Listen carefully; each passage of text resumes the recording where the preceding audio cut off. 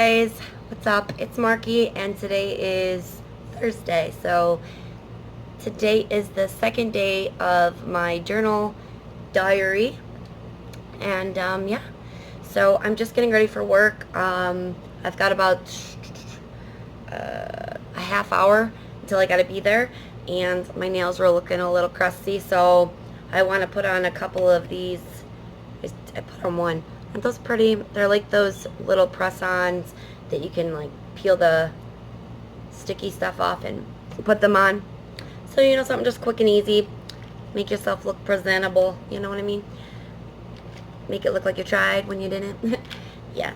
So, how is everyone doing today? Hope this angle isn't terrible. I mean, I have the AC on in the back because I'm boiling. But, anyways, I really like this idea about documenting my mornings and how my day starts, because it really is true. I remember growing up when I was a kid and my mom telling me that the morning is the most important time of the day, and like eating breakfast is the most important meal.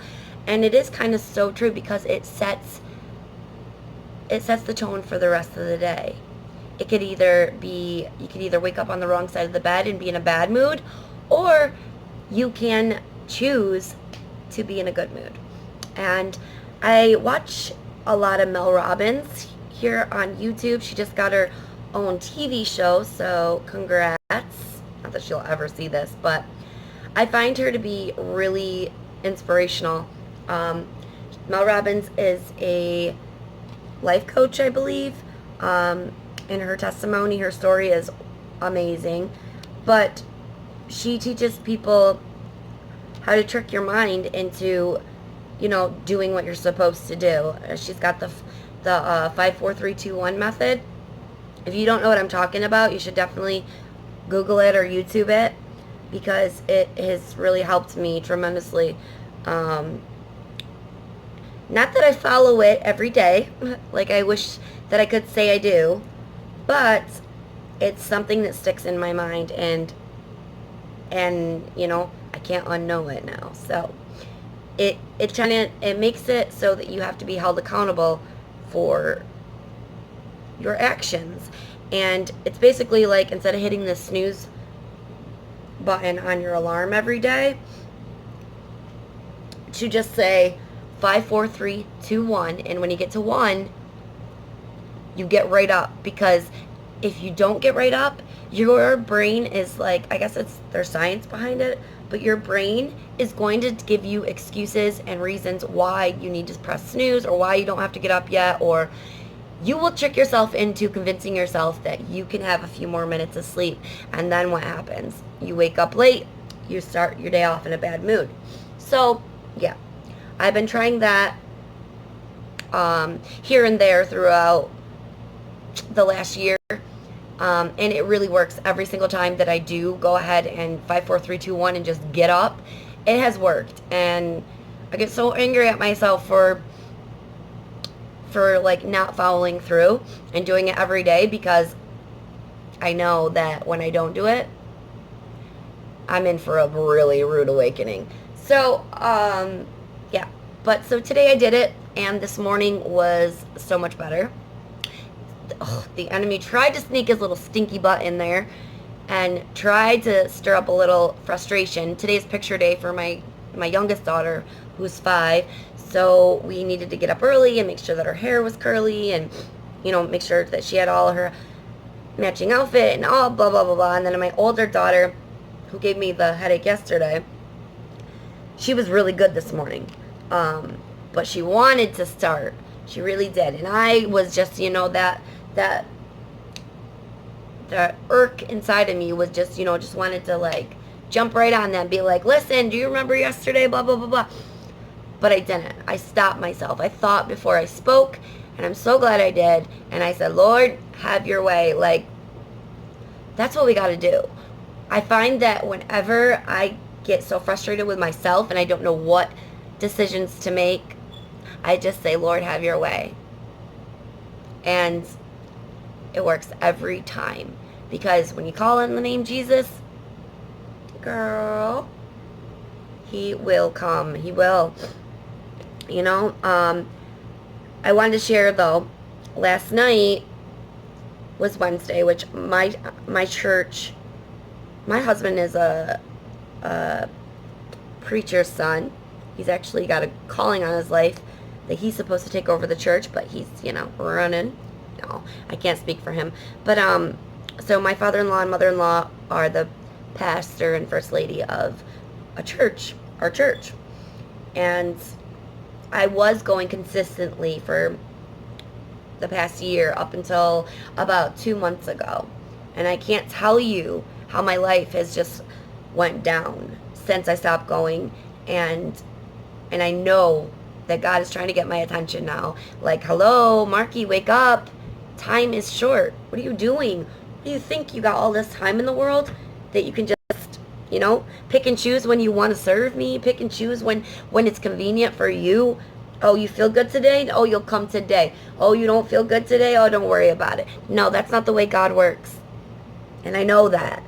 And it's like, once you know, you can't unknow that either. And you're accountable.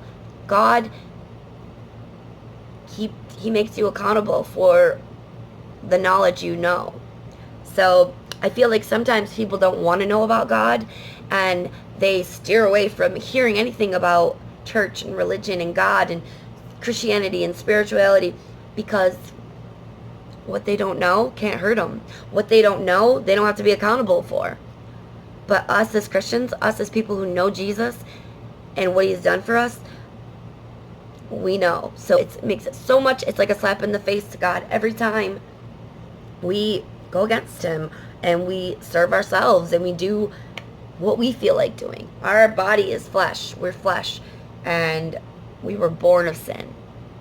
And our mission here on this earth, this is not our home.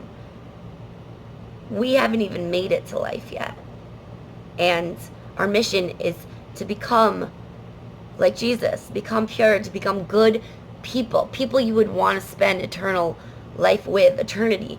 People, would you want to go up to heaven with people that are doing some of the things you may be doing, or sinning, or murderers? And no, you don't. So we got to get right. We got to become one. And sometimes I get overwhelmed thinking, how in the world is everybody going to come to be one? Like, we're all so different. We have different opinions and outlooks and ideas and views. And but you know what? I've realized that God made us perfectly in his image, and he knows what he's doing. It's his plan. It's not our plan. We got to stop trying to dictate our own lives, and we are not our own gods. There's only one God, and that's Jesus. And it is his plan, and we need to follow him. I know when I follow him, my life is it goes so much smoother, better. I get I get along better with my husband, my kids. Everything overall is just so much better when I put God first. When I put myself first, or my family, like things we want to do first over God. No, it's not going to work. It won't work. I think back to the time my mom told me, because I used to drink and go to clubs and stuff, and I'm not innocent, but I remember my mom told me when I was younger, she goes, you'll never have fun. If you ever try drugs, if you ever drink, it's never going to work, Marky. She said, I pray every single night that God never lets you enjoy any sin that you might try to do. So before she passed away, every time I would go to a club, every time I would drink, I would hate it. Literally, I would wake up the next day feeling so just gross, like hungover and nasty and feeling dirty. And I'd be like, Mom, you cursed me. But no, I thank God for my mom, and I thank God for Jesus that put it in me to put a break on things and to know my limits and to know what is not good and what's not good for me. So, yeah. I don't know. I'm all over the place tonight, rambling. I gotta go. My nails look pretty. But I hope you all have a great day. Stay encouraged, stay up, stay blessed, and yeah. I'll talk to you guys later. Bye.